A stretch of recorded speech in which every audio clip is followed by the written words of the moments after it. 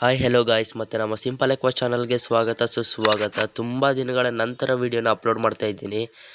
ನಿಮಗೆ ಹಳೆ ವೀಡಿಯೋದಲ್ಲಿ ನಾನು ನಮ್ಮ ಮನೇಲಿ ಮರಿ ಹಾಕಿದ್ದ ಮೂಲಿ ಮೀನಿನ ಮರಿಗಳ ಬಗ್ಗೆ ಎಲ್ಲ ತೋರಿಸಿದ್ದೆ, ಮತ್ತು ಗೌರಾಮಿ ಮರಿ ಬಗ್ಗೆನೂ ಹೇಳಿದ್ದೆ. ಅದೆಲ್ಲದ್ರ ಬಗ್ಗೆ ಇವತ್ತು ಅಪ್ಡೇಟ್ಸ್ನ ಕೊಡ್ತಾ ಇದ್ದೀನಿ. ತುಂಬ ದಿನಗಳ ನಂತರ ವೀಡಿಯೋನ ಹಾಕ್ತಿರೋದ್ರಿಂದ ಎಲ್ಲರಿಗೂ ಸಾರಿ. ಬನ್ನಿ ಇವತ್ತಿನ ವೀಡಿಯೋನ ಸ್ಟಾರ್ಟ್ ಮಾಡೋಣ.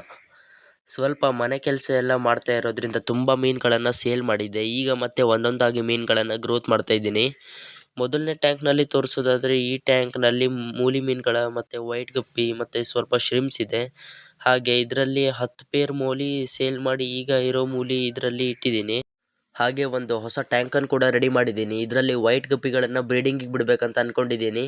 ಹಾಗೆ ಇನ್ನೊಂದು 2 ದಿವಸದಲ್ಲಿ ಒಟ್ಟು 6 ಟ್ಯಾಂಕನ್ನು ರೆಡಿ ಮಾಡಬೇಕು. ಅದರಲ್ಲಿ ಬೇರೆ ಬೇರೆ ವೆರೈಟಿ ಗಪ್ಪೀಸ್ಗಳನ್ನು ಸಾಕಬೇಕಂತ ಇದ್ದೀನಿ. ಟ್ಯಾಂಕ್ ಎಲ್ಲ ಮಾಡಾದ್ಮೇಲೆ ಮತ್ತೆ ಅಪ್ಡೇಟ್ಸನ್ನು ಕೊಡ್ತಾ ಇರ್ತೀನಿ. ಹಾಗೆ ನಿಮಗೆ ಹೋದ ವಿಡಿಯೋದಲ್ಲಿ ನಾನು ತೋರಿಸಿದ್ದೆ ಗೌದಾಮಿ ಮೀನುಗಳ ಬ್ರೀಡಿಂಗಿಗೆ ಇಟ್ಟಿದ್ದು.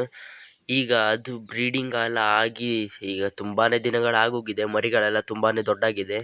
ನೀವು ನೋಡ್ಬೋದು ಎಷ್ಟು ಚೆನ್ನಾಗಿ ಗ್ರೋತ್ ಆಗಿದೆ ಅಂತ. ಇವುಗಳನ್ನು ಬೆಳೆಸಲಿಕ್ಕೆ ನಾನು ಯಾವುದೇ ಥರದ ಅಮೋನಿಯಾ ಬ್ರೈನ್ ಶ್ರಿಮ್ಗಳನ್ನು ಕೊಟ್ಟಿಲ್ಲ, ಬರೀ ಎಗ್ ಯಾರ್ಕಿಂದ ಬೆಳೆಸಿದ್ದೀನಿ. ನಿಮಗೂ ಏನಾದರೂ ಗೌರಾಮಿ ಮೀನಿನ ಬ್ರೀಡಿಂಗ್ ಬಗ್ಗೆ ಹಾಗೆ ಅವುಗಳ ಮರಿಗಳನ್ನು ಹೇಗೆ ಬೆಳೆಸೋದು ಅನ್ನೋದ್ರ ಬಗ್ಗೆ ಏನಾದರೂ ಇನ್ಫಾರ್ಮೇಷನ್ ಬೇಕಾಗಿದ್ದರೆ ಕಮೆಂಟಲ್ಲಿ ಗೌರಾಮಿ ಅಂತ ಕಮೆಂಟ್ ಮಾಡಿ.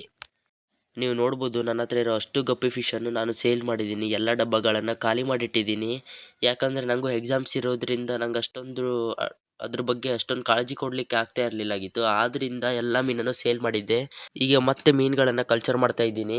ನಿಮಗೆ ನಾನು ಯಾವ ಥರ ಮೀನುಗಳನ್ನು ಬೆಳೆಸ್ತೀನಿ ಅನ್ನೋದ್ರ ಬಗ್ಗೆ ಅಪ್ಡೇಟ್ಸನ್ನು ಕೊಡ್ತಾ ಇರ್ತೀನಿ. ನಿಮಗೂ ಏನಾದರೂ ಆ ಅಪ್ಡೇಟ್ಸ್ಗಳ ವೀಡಿಯೋಗಳು ಬೇಕಾಗಿದ್ದರೆ ಈಗಲೇ ನಮ್ಮ ಚಾನಲನ್ನು ಸಬ್ಸ್ಕ್ರೈಬ್ ಮಾಡಿ. ಮತ್ತು ನಿಮಗೆ ಯಾವುದೇ ಮೀನಿನ ಬ್ರೀಡಿಂಗ್ ಹಾಗೂ ಅವುಗಳ ಇನ್ಫಾರ್ಮೇಷನ್ ಬೇಕಿದ್ದರೆ ಕಮೆಂಟಲ್ಲಿ ಕಮೆಂಟ್ ಮಾಡಿ. ನಾನು ಅದ್ರ ಬಗ್ಗೆ ಖಂಡಿತವಾಗ್ಲೂ ವೀಡಿಯೋನ ಹಾಕ್ತೀನಿ.